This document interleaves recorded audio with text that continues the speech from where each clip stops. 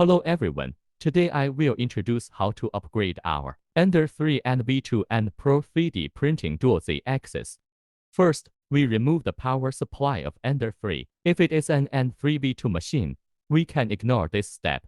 Then we remove the right Z-axis passive block, leaving the screws holding the passive block in place. We install the double Z-axis right passive block with M540 screws. Note the installation direction of the eccentric isolation column. The eccentric isolation column can be rotated in any direction to adjust the Z-axis passive block so that the Z-axis passive block and the profile closely fit. Now we take down the original screw and motor. Next, it is easy to install clearance eliminating nuts. Before installing the clearance nut, we need to rotate the extruder motor in one direction so that the terminals face back. We first install the clearance nut on the lead screw. Then install and fix the clearance nut on the Z-axis lifting slider with M325 screws and springs. We need to unscrew the clearance nut with the M325 screw exceeding 2 mm.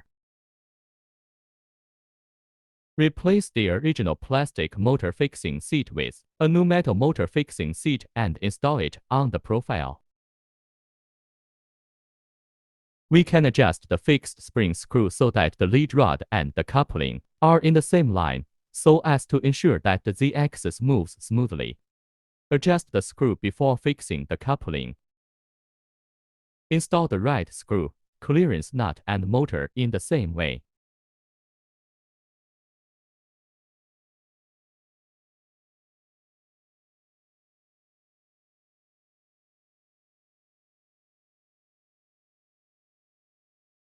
Install the top screw holder with M4 trans screws and T-nuts.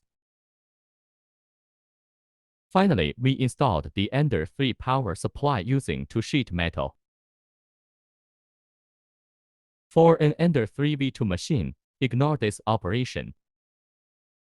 Finally, it is okay to connect the double Z-axis motor line. If the Z-axis motor strength is insufficient, some Z-axis driving voltage can be increased. Thank you for watching, and I hope this video was helpful.